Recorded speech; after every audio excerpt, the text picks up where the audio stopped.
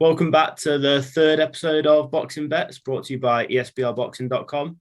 Once again, we're joined by ESBR's own Paul Kelly. Paul, how are we? Right, Sam, how's it going? I'm all good. Yeah, good as well, thank you. So this week, we're back with the betting predictions and trying to give you guys some good value. Before we start, I just want to try and push you to all subscribe to the channel as well. We hit over 5k subs last week, so make sure to hit the subscribe button and never miss our previews, review shows, or betting shows. So Paul, I think this week's probably, out of the 3 episodes we've done so far, probably the hardest one to actually find value in, and it's the weekend with the most cards. Where do you see the value in this week? Yeah, I echo what you say. I struggled to find some really good odds, and even when I do give some odds that I think are good, they're not the biggest odds you might think. So you're not gonna make millions off these anyway, put it that way. But just having a look down the cards, there's a few that I do like on the fight camp card, on Eddie's third fight camp card, Raymond Ford v Reece Bellotti. I think that's going to be, I know we'll get into it in our preview show, but I think that's going to be a great fight. And that's a must win for Bellotti. Ford, obviously, one of his American youngsters who's looking to make moves as well. Eddie's obviously trying to expose him to a British audience as well. And I don't think he's 1-3 or 1-4 to beat Bellotti, and I think he will. But I don't think he'll beat him. I don't think he'll knock him out. I don't think he'll stop him. I think Bellotti is a bit too. I don't think Ford has the power to knock him out. So I think that Ford via unanimous decision, so on points, is a good bet at 4-5, just short of even money. So maybe best to put that in a double or a treble with one of my others, which is Franco to beat Andrew Maloney, which at 11-8, we talked about this before, and this kind of went under the radar. And then you mentioned it, and I looked at the odds and was like, oh well, he's already beaten him before, yet he's the underdog again. So I think that could be interesting. I know they went to have their fight again, and then there was a no contest because of a head clash or whatever it was. But I think Franco to win at 11-8. I think you can get him at on some bookmakers is a good price.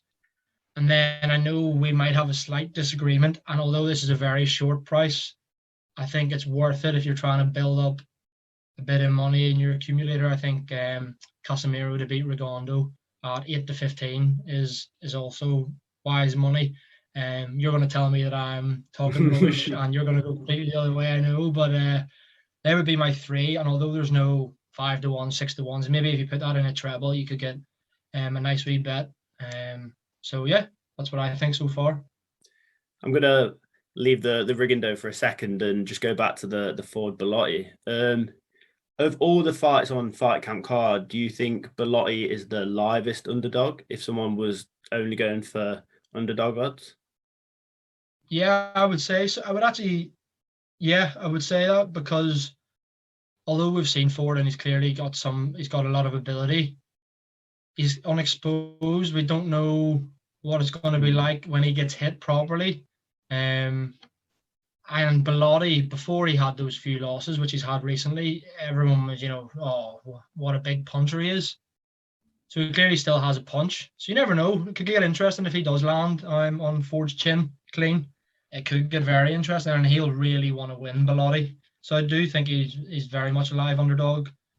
Probably the most live underdog on the fight camp card, as we discussed. Yeah, and now I'm going to move on to the Casemiro Rigondo fight, which I think is the best fight of the weekend. I think Rigondo at an 11-8 underdog is probably the best money of the weekend and the livest underdog of the weekend.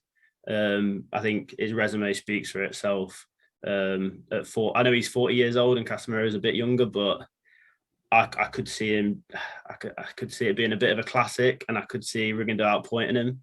So I know you can't get odds on Rigondo by decision, but I think you're wasting your time just putting it on fight outright. I think if you're going to bet on him, you have to bet on him by decision, because let's be honest, he's probably not going to knock him out.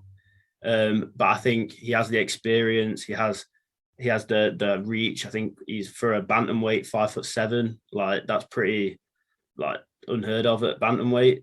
Whereas Casemiro is 5'4". I know he has power. I know a lot of people think he'll knock Rigondeaux out, but I could see him just staying on the perimeter, staying on the outside, and boxing his head off for 12 rounds. But I do think we will see a classic in that fight. And 11-8 for arguably one of the best fighters of the last decade or so. Like, I'll take those odds every day.